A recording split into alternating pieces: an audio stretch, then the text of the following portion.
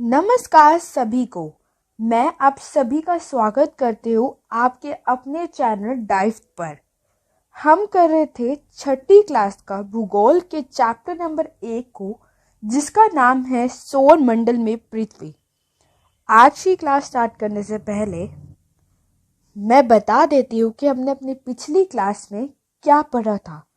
हमने अपनी पिछली क्लास में सौर मंडल के बारे में पढ़ा था, साथ में हमने सूर्य के बारे में भी पढ़ा था। सौर मंडल के बारे में हमने पढ़ा था कि हमारे 8 ग्रह, शुद्ध ग्रह, उल्का पिंड और हमारे उपग्रह, ये सब मिलकर हमारे सौर मंडल का निर्माण करते हैं। सूर्य में हमने पढ़ा था कि जो सूर्य है यह सौर मंडल के केंद्र में स्थित होता है, प्लस ये हमारा एक नजदीक तारा भी है। यह गर्म गैसों से भी मिलकर बना होता है और साथ में इसके पास खुद का ऊष्मा और प्रकाश भी होती है। तो ये तो था जो हमने पिछली क्लास में पढ़ा था। तो आज की क्लास को स्टार्ट करते हैं। देखो, हमने ग्रहों के बारे में पढ़ा था। हमारे कितने ग्रह होते हैं? 8 ग्रह। और अगर इनको सूर्य की दूरी के अनुसार देखें तो वह है बुध, शुक्र, पृथ्वी, मंगल, बृहस्पति, शनि, यूरेनस तथा नेपच्यून। और इसको अंग्रेजी में याद करने का एक आसान तरीका भी है, जो कि है my very efficient mother just served us nuts. My means mercury, जिसको हम बोलते हैं हिंदी में बुध। वी मीन्स वीनस, जिसको हम हिंदी में बोलते हैं शुक्र। E means efficient, means are earth. पृथ्वी, मदर मीन्स मार्स, मीन्स मंगल। जस्ट मीन्स जुपिटर, मीन्स बृहस्पति। देन सर्व, सैटर्न, शनि। यूरेनस, जिसको हम हिंदी में भी यूरेनस ही बोलते हैं। Then last one nuts, N means Neptune, जिसको हम हिंदी में नेपच्यून ही बोलते हैं। तो आई होप ये चीज़ आपको क्लियर हो गई। तो चलिए अब पढ़ते हैं हमारे अपने प्लैनेट अर्थ के बारे में।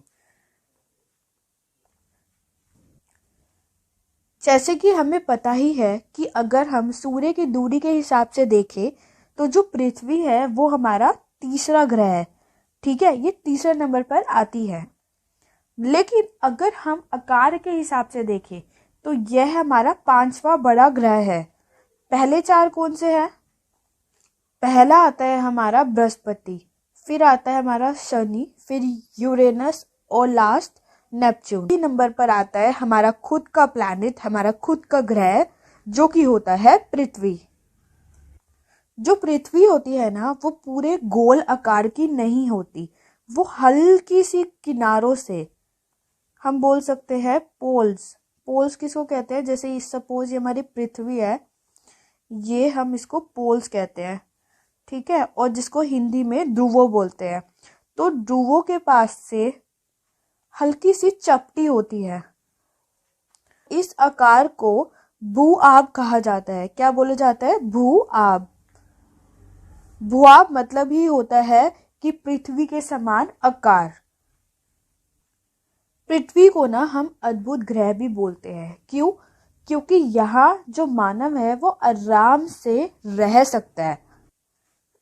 अब यहाँ मानव क्यों रह सकता है? क्योंकि पृथ्वी की अनुकूल परिस्थितियों के कारण यहाँ पे ना ही ज्यादा अधिक गर्मी होती है, ना ही ज्यादा अधिक ठंड होती है। पृथ्वी पर हमें पानी, ठीक है, साथ में वायु मतलब एयर यहाँ मिल जाते हैं। और यहाँ पे एक ह्यूमन को सरवाइव करने के लिए एक इम्पोर्टेंट गैस होती है जिसको हम बोलते हैं ऑक्सीजन, वो भी हमारी पृथ्वी पर होती है। तो इसलिए हम अपनी पृथ्वी पर आसानी से रह सकते हैं और इसीलिए हम इसको अद्भुत प्लैनेट बोलते हैं। अगर आप हमारे अंतरिक्ष से देखेंगे तो जो हमारी पृथ्वी है वो आपको कुछ नीले कलर की दिखाई देगी। क्यों? क्योंकि ये 2/3 इसमें पानी होता है। या हम ये भी बोल सकते हैं कि जो 2/3 है ये पानी से ढकी होती है। आई होप आपको ये चीज़ क्लियर हो गई हो। इसलिए ये हमें नीले रंग की भी दिखाई देती है। अब एक और ग्रह होता है जो हमारे पृथ्वी जैसा ही होता है, जिसको हम बोलते हैं शुक्र। मैं दिखा देती हूँ, देखो। ये जो शुक्र होता है ये हमारा पृथ्वी जैसा ही है। इसका जो आकार होता है और आकृति होती है वो लगभग पृथ्वी जैसी ही होती है। इसलिए हम इसको बोलते हैं जुड़वा ग्रह। किसका जुड़वा होता है ये? हमारी पृथ्वी का। आपको लगभग सिमिलर सा दिख भी रहा होगा, एक जैसा सा। तो चलिए आगे देखते हैं। अब हम पढ़ते हैं हमारे चंद्रमा के बारे में। जैसे कि आपको पता है हमारा चंद्रमा क्या है? एक उपग्रह है। और जो इसका व्यास होता है ना, मीन्स डायामीटर होता है, मैं ड्रॉ करता हूँ फिर से। वो पृथ्वी के व्यास से 1/4 होता है। सपोज हमारी पृथ्वी है और इतना हमारे चंद्रमा का डायामीटर होता है, 1/4, 1/4 ऑफ आर अर्थ। हमारी पृथ्वी से इतना छोटा होने के बावजूद भी हमें फिर भी बड़ा लगता है। क्यों? क्योंकि ये अन्य पिंडों के अपेक्षा बहुत ही ज्यादा नजदीक है। यह हमारी पृथ्वी से लगभग 3,84,400 किलोमीटर दूर है। कितना? 3,84,400 किलोमीटर। नील आर्मस्ट्रॉन्ग थे जिन्होंने पहला कदम चंद्रमा की सतह पर रखा था। कब रखा था? 20 जुलाई 1969। और नील मीन्स 20 जुलाई 20 जुलाई 1969 में, 1969 में। तो अब हम देखते हैं, जैसे मैंने आपको पहले वीडियोस में बताया था कि जो हमारा उपग्रह है हम उसको भेजते कैसे हैं? रॉकेट की हेल्प से।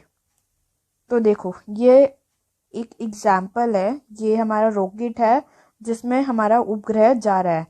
रॉकेट जाके ओपन हो जाता है और जो हमारा उपग्रह है वो अर्थ की कक्षा के पास घूमता रहता है।